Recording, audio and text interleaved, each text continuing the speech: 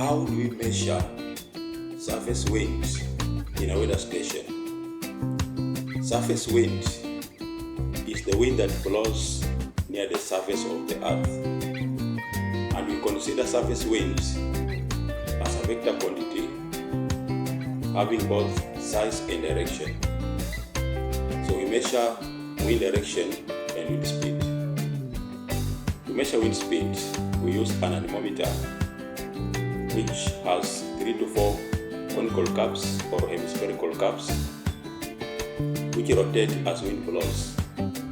Now that motion is made to generate some voltage which is calibrated to indicate wind speed in meters per second or in knots, and we read that on some meter in the office. To measure wind direction, we use a wind vane which is placed on a mast 10 meters above the ground surface, and that is the standard height of a wind vane because we want to minimize the effects of trees and buildings on our readings.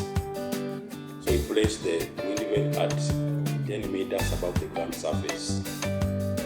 So the wind vane indicates wind direction, that is the direction from which the wind is blowing from. So in short, that's how we measure surface wind in a weather station.